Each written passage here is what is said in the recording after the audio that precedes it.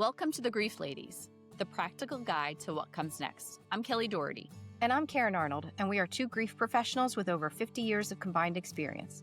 We're here to validate, educate, and give you tangible tools you can actually use. Each episode motivates you to take action and reminds you it's okay to want to feel better. This is the Grief Ladies, a guide to what comes next.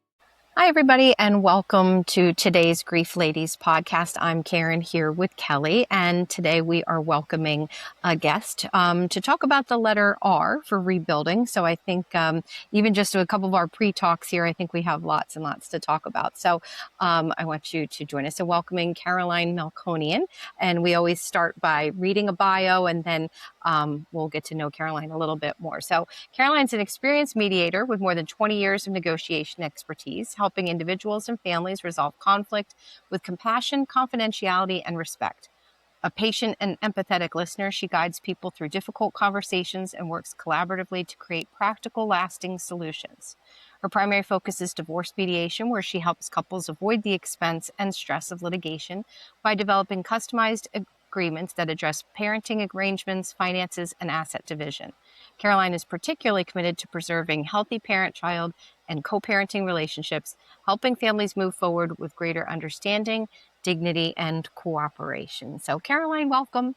Thank you. Thank you, Karen. Thank you, Kelly. I'm happy to be here. We're really glad to have you here today. So, Caroline, I know you're coming to us. We've talked a little bit about, some of your professional background, but you're also here today as a grieving individual yourself. So why don't you start off by telling us a little bit about yourself? Okay. So I'll tell you about my grief story. So just over 6 years ago, my husband passed very suddenly from a heart attack. And it was a little complicated by medical malpractice from a local hospital. And at the time, we had two children. They were 13 and 16, who tender ages. And it was just such a huge shock, of course. And everything that you had planned for your future is now uncertain. It seems like it's gone down the tubes. It's uncertain. It's all changed. This wasn't what we expected and what we planned for. So I spent a lot of time rebuilding and trying to figure out how I was going to move forward. Yeah. Well, we're hoping you could tell us a little bit, maybe how you did that today. And I'm sure that looked different at different points. That what it takes in the very beginning is, as we often talk about, just sort of that survival mode, people just trying to make it up as they go and just trying to hang on and get through the day. But I think with time, people kind of look back and think, okay, well, here's some of what I could say that I did, that helped me through. And that's some of what we try to pass on in some of our work with the people that we're working with, just our own history. Like, well, I had a woman that I worked with, and this is some of what she tried. And so what do you think are some of the things that you did along the way? Maybe things that helped, things you would have done differently? Mm-hmm. No, that's a great question. I imagined myself, well, in the very beginning, of course, you're kind of just a passive bystander in your own life. You're just trying to move through, right? But there came a point when I realized I needed to take charge.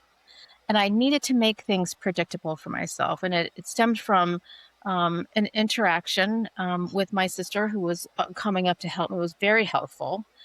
And she did something that was unexpected. I thought she was going to do one thing, and she was doing it differently, which kind of caused me to have to change what I was doing, which is not a big deal, except when you're in grief, So I thought, I need things to be predictable. She doesn't know the flow of our family. She doesn't know what we always do. She doesn't know the rules around this or rules around that school.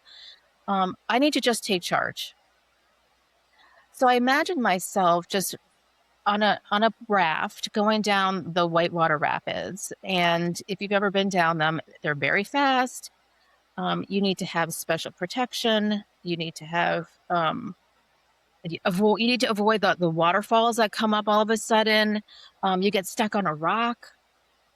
And sometimes it's okay. Sometimes you're kind of like off to the side, you're gliding along and it's okay. But you don't really know what the end looks like and you don't know how you're going to get there. And that's how I felt. Um, and I thought I need to be in charge so that I can make sure my kids are okay. The first thing I did was try to figure out where our money was, as basic as that. Where's our mortgage? I had no idea. So I started collecting those kinds of documents and then thought really hard about what I needed to make things as predictable as possible. I had already experienced this very sudden, unpredictable event that shook me to the core. What do I need to make things predictable? And for me, that meant what's not working around the house that I need to fix? What How does this plumbing situation work? I had a plumber come over. We labeled all the pipes. So in case something happened, I would know what to do. So I tried to get some of that basic infrastructure down.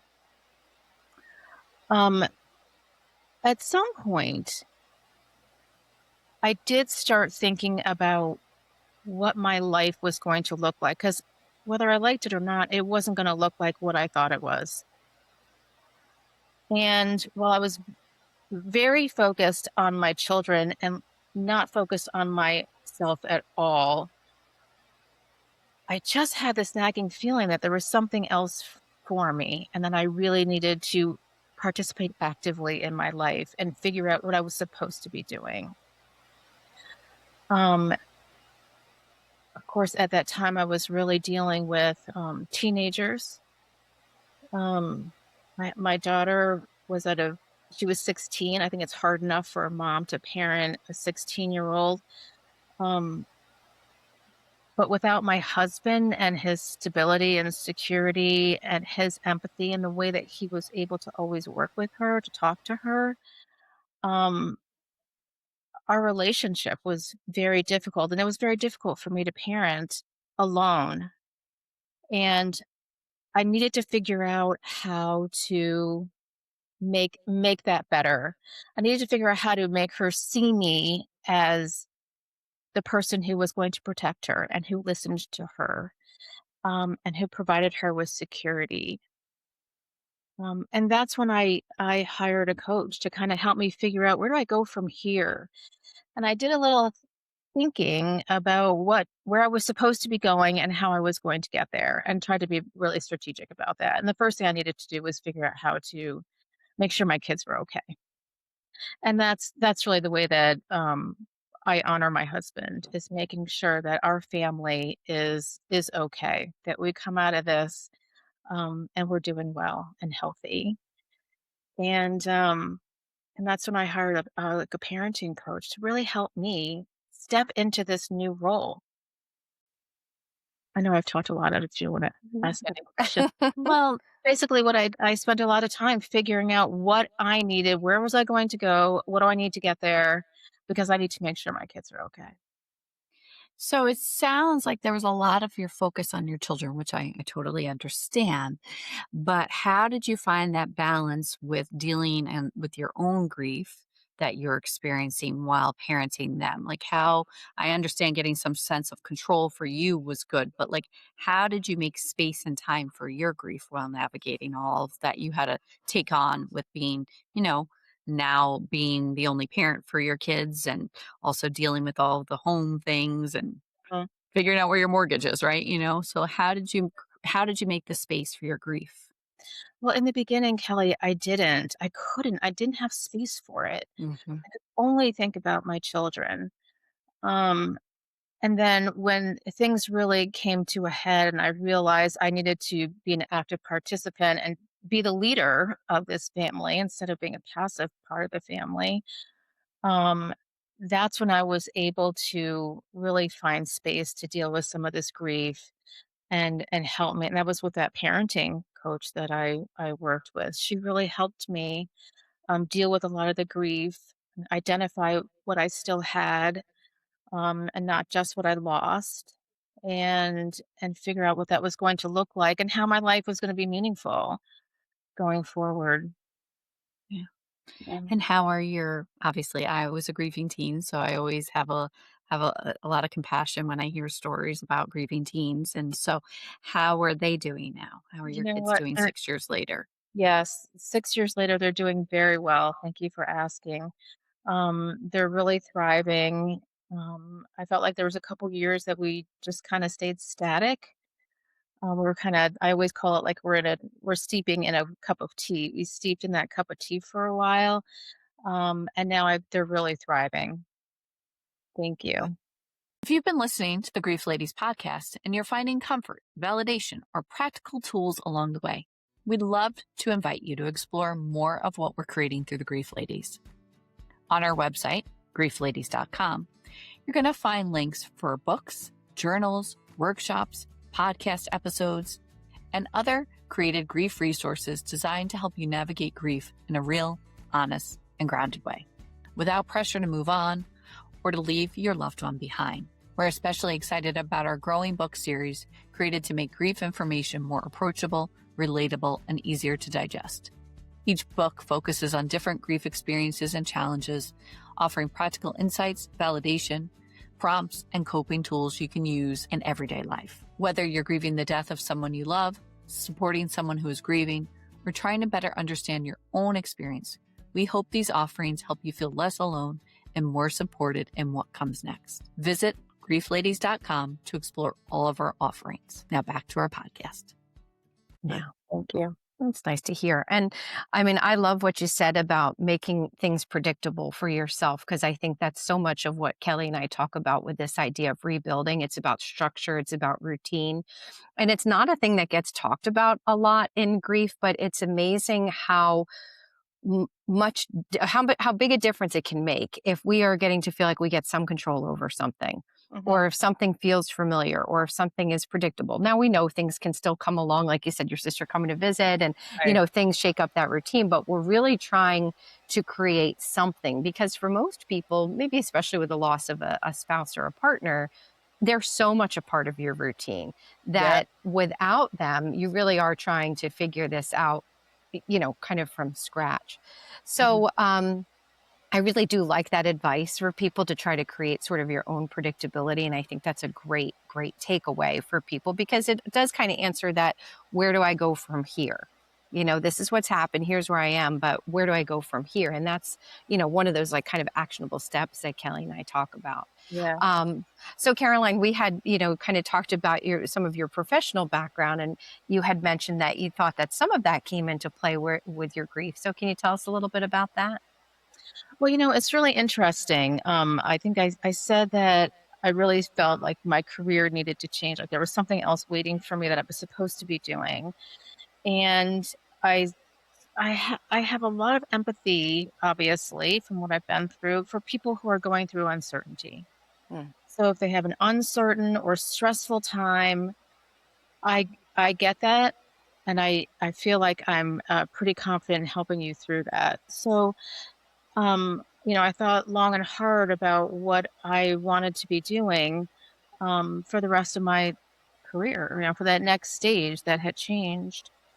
And I really took some stock in where I was going, trying to identify what I wanted things to look like, what was important to me, where do I want this to land, where do I want my professional life to land, my social life, my family life. What do I want that to look like? And what are some options for getting there? So generating some options for how I was going to get there. And then kind of reality testing some of those. Is this really going to work? How will it work? Is this feasible? And landing on this career path. And it's interesting because what I do now with my clients is that same thing. As mediators, I'm a mediator, so I help people resolve problems, disputes, and move forward.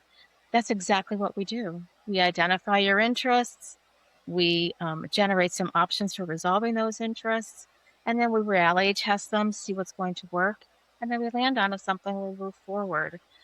So it was interesting that kind of where I landed wasn't actually what I expected, but those are the same exact tools and skills that I used for my own personal life.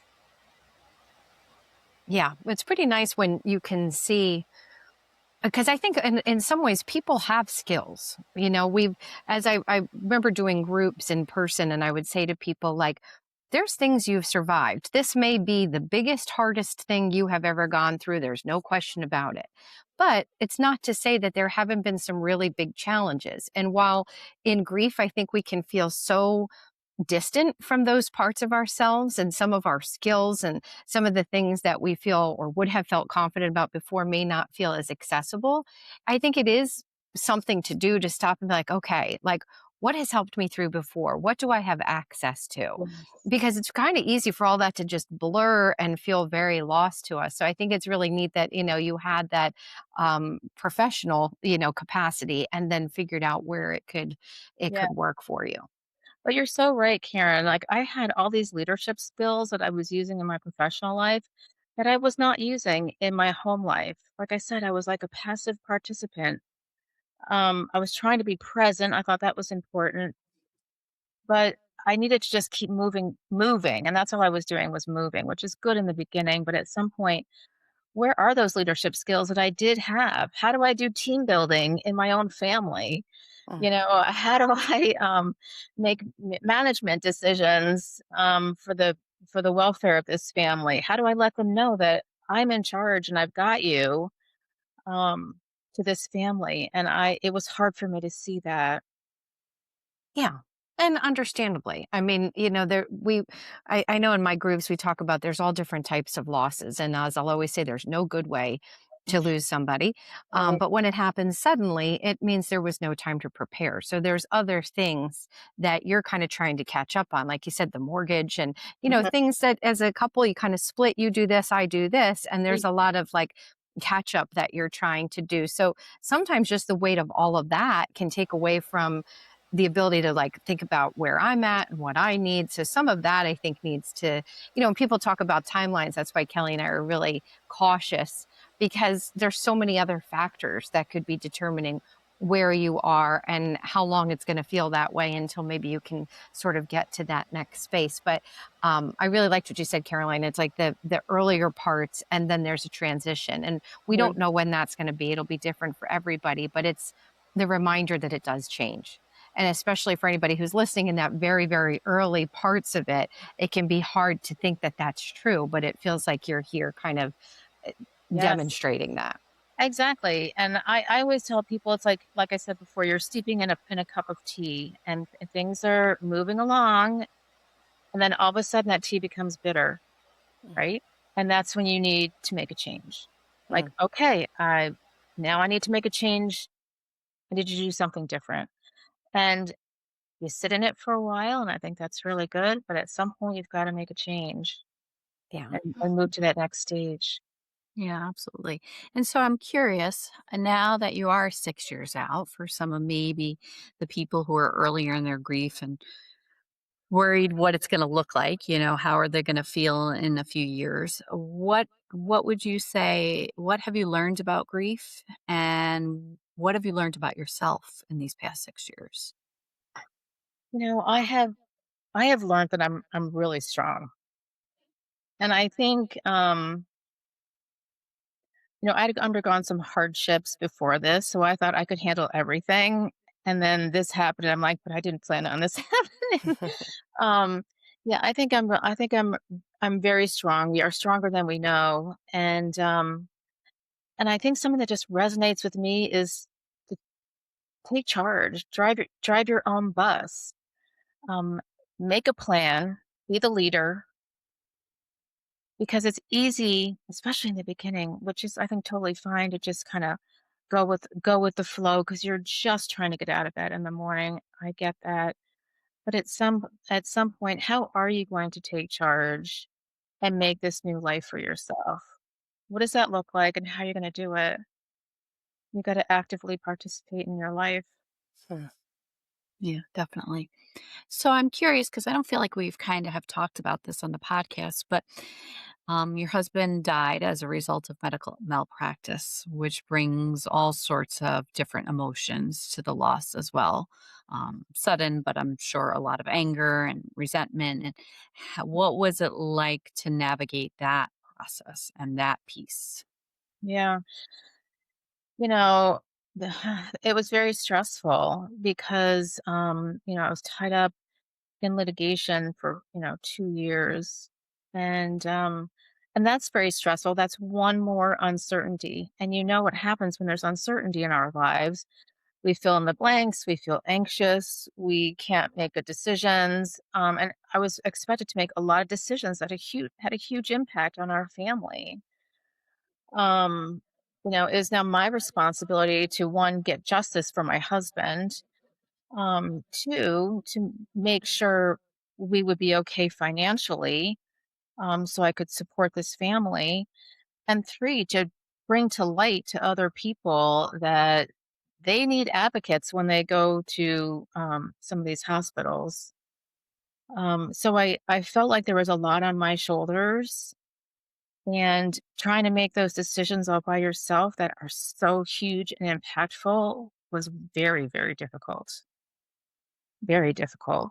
And, part of me just, you know, tried to keep moving. I just tried to keep moving. Yeah, I'm glad that you're willing to talk about this because I think it's something that people struggle with whether to make that decision to move forward with litigation or not, because of worried about being stuck in this for as long, like you said, Mhm. 2 years is a long time to kind of have that on top of everything else that you're dealing with Yeah. and how difficult that had to be.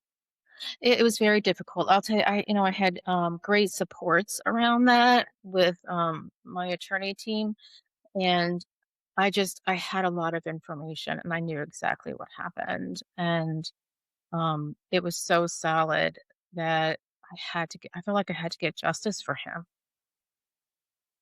I mean, Yeah. how unfair. He went to the hospital with symptoms of a heart attack, which symptoms of a heart attack are treated the same way wherever you go in the entire world. They're obvious, they're noticeable, they're all the same. And they did not examine him. They ignored him by putting him in a room and shutting the door. They didn't try anything. They didn't try at all. Mm, And then they ignored him, and I couldn't let that go. It was wrong. Other people were also probably being subjected to that same type of treatment, and that's wrong. Mm. Yes, definitely. Definitely. That, and you also said prior to coming on that it was also high profile. So Ugh, that had to be add another layer as well. yes, it did. It was, there were people who found out about this before I even got home from the hospital because it was just out there. And that just made it a lot worse for me to be telling my children, to be telling family. And then, of course, when it all came to conclusion, um, then our business was out there. mhm, Now, part of that is we're very private. I don't really want people to know my business or the business of my children. But on the other hand, I did want people to know that this experience, so they could learn from it, and hopefully the hospital could learn from it. So I felt like there was some value there, but I wasn't entirely comfortable. Well, not at all. Having that information out there, it was really uncomfortable, Yeah. and just added Understand. to everything, added to the horror of it. Yeah, absolutely. Understandably. Thank you for being willing to share that because I'm sure there's people that can relate to that and it isn't something we have talked about on here yet. And it's something that comes up in my office a lot, whether or not to pursue that, whether, how to move forward if you don't. And Right, right. And there's a lot hanging on it. It's the future of your family. So when somebody dies, you've lost the financial support of that person. And what do you do? And how does that surviving spouse move forward? How do you pay the bills? How do you pay for school now? For college tuition? How do you pay for food? It's a This isn't what you planned for. So it's a huge weight is how do you pay for everything when yeah, you've lost half your income overnight? yeah. Yeah. And I am going to just make a point also saying because there's a statistic out there that, for people who have a spouse die, or, that there is Social Security survivor benefits for children, and it does go up to age 18. $15.5 billion goes unclaimed every single year. So I like to just bring this to the conversation so people are aware, if they were not aware, to look into that. That is something that can help families. It's obviously sometimes doesn't bridge the gap completely, but it can help. And that's a lot of money that goes unclaimed every year that for kids that could be benefiting from that benefit. Kelly, that's startling because those benefits were so valuable. They start right away. Then you can keep your family going while you figure it out. But nobody tells you. I don't know how people even learn about it. I just marched on down to Social Security to say what is there? Because I was trying to figure out where my mortgage was. I'm like, well, let me just run to Social Security and see what they've got. I was just asking around, trying to figure out what was what, because I needed to figure out how I was going to do this. And that's shocking that there's so much money left on the table. People need that money.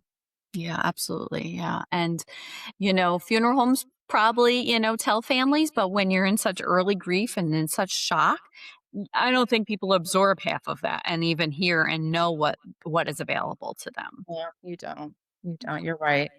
I'm glad you said that. Are you ready to take the next step on your grief journey with real tools and compassionate guidance?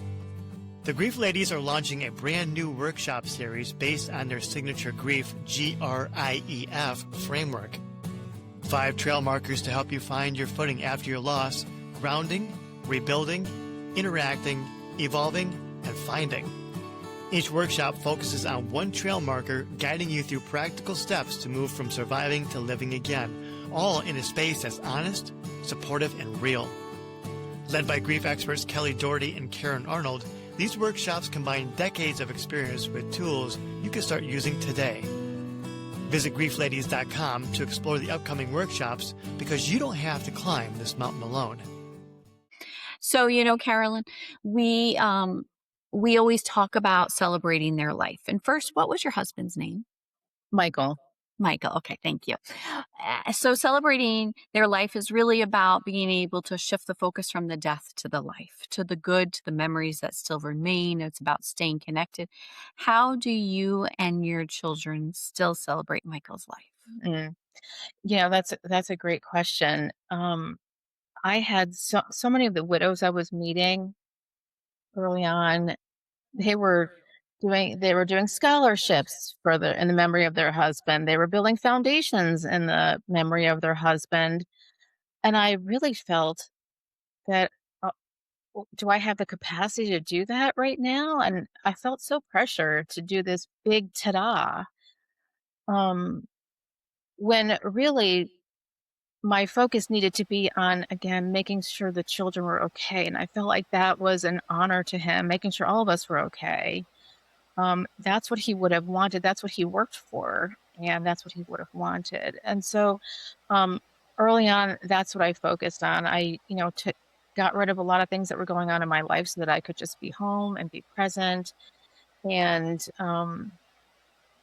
be nurturing to the children.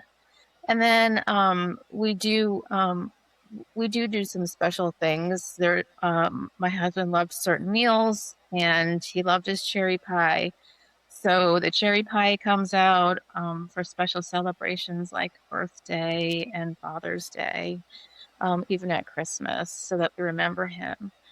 Um, but now, as time has gone on, I really feel like there's something out there that I want to do to honor the skills and the legacy that he left behind. He was a peace builder. He was a great peace builder. He was very funny and fun. And but I think about all those peace building skills, the way he made people feel really safe and comfortable. And um, I feel like there's something that I want to do to support those skills in the community here and now. I'm not sure what that is yet. I'm waiting for it to wave its little flag and tell me that it's the right time and the right opportunity. So I'm on the lookout for what it is. I feel like there's something there. Mm. Well, and I think timing is what it's about, right? It will come to you when you know when it's the right time to figure that out. But I Absolutely love that you're kind of thinking about it and putting it out in the universe, out and I there. can't wait to hear what you come up with. Yeah, I know. Me too. Me too. I think it also just goes to show that the way we honor somebody can also change over time. We talk about the grief changing, but even that connection to them and the way that we choose to do that. I know it is, a lot of people do foundations and, like you said, like fundraising, things like that, which is wonderful. But I've also had people that are like, I don't know if I'm ready for that, or I don't know if I could do that. It almost feels Yeah. like there's a part of that, it has an expectation to it, but it can be a really lovely tribute if there's something that fits and feels right. Um, Yes. just describing that, that ability to make peace, to bring people together, like there does feel like there's something there that would just be really wonderful in whatever that is. And it's kind of nice to still have that up ahead to kind of daydream a little bit about what that could be, Yes. you Yeah. know? For so long, thinking about what had happened to us was like touching a hot stove. Mm, And I really could not focus on it for very long at a time. It was too much for me. And over time, that stove has gotten less hot. And now it's kind of pretty cool. So I can look forward to things like that. But it was too hot for the longest time. I really couldn't go there. yeah. Yeah. Well, because your capacity is so full. There's so much you're dealing with, your own grief, your children's grief, financial stuff, it's all of it. But Yeah. I think time maybe brings a little bit more space, a little bit more clarity. We can see things beyond, the loss and even the injustice of it and all of that too, although of course that remains. But yeah, I really like the idea of what could be ahead for you, Caroline. So I think that's great. I appreciate Um, there's so much that you've shared with us today. I mean, as Kelly said in the beginning, we always like to share an actionable step with people, something that they can do. I love the idea of, making things predictable. it. And I once had someone say in my group, she said, well, I just realized nobody is going to come along and do this for me. I'm going to have to figure some of this out for myself. And you kind of have that same spirit. I can feel that in the things that you're describing. So Absolutely. as like a takeaway for especially those who are grieving, if wherever they are in this process, what would you say to them, something that they could start today that could help? I love a plan. A plan really calms my mind. And I would say build a plan. Whether you like it or not, your life has changed. It's not going to be what you thought. I'm sorry. But what do you want it to look like? What do you want it to look like? What do you want your family to look like? What do you want your role in this family to look like? What do you want your social life to be? What interests have you not explored that maybe there's an opening for? But I think starting a plan, it's almost like doing a strategic plan like you would do at a business and do it for your life. Hmm. And I think that always settles my mind and it gives me something to start with, and I can figure out how to get there. Like, what skills do I need to get there? What opportunities do I need to get there? What money do I need to get there? Yeah. I think that's a really good advice. I mean, I think sometimes it can be scary, like the plan, we're making decisions, we're afraid of having the wrong plan or making the wrong decisions. But I think people struggle and suffer more with when they're not moving, when there's no Yes, movement, when there's no plan, when they're feeling stagnant. So even if there's a little bit of a stumble through a plan, I think that feels better than feeling kind of paralyzed and having no movement at all. yes. Yeah. That it's the uncertainty, and that's Yeah. what drew me to the mediation field was I get what I can empathize with having that uncertain future and having that conflict in your head. I empathize. And that's what led me to the mediation, so I could really support people during their journey of conflict and uncertainty. Yeah. Well, and as we were saying earlier, even in the midst of loss, there can be a lot of reasons that you would need to utilize that type of support and services for sure. So, Caroline, with that in mind, if someone wanted to get in touch with you or if they wanted to learn a little bit more about what you do, how would they do that? I have a website. It's cmelmediation.com. And all my socials are there. And on my socials, I offer lots of advice for having difficult conversations and resolving conflict in your own life. Oh, that's great. That's great. Those are good It would resources. it would be a great podcast for about talking about that with with couples and all that are while one is grieving. Yeah, Yes, it was. Well, thank you so absolutely. much for being here today and for sharing about Michael with us Thank you so and much. I your so story. appreciate the work that you do, and I'm happy to hopefully help other people um, with their grieving journey. Yeah, this has been a tremendous help, Caroline. We've really enjoyed having you. So thank you so much, everybody. Thank you, Kelly, and hopefully we'll get to see you again. Thanks for joining us on the Grief Ladies. Don't wait to feel better to get started. Getting started is what makes you feel better. Put this week's tool to work. If today's episode helped, share it with someone who needs it and leave us a review. We'd love to hear from you. And remember, we're here for you, your trusted grief ladies, navigating this path together.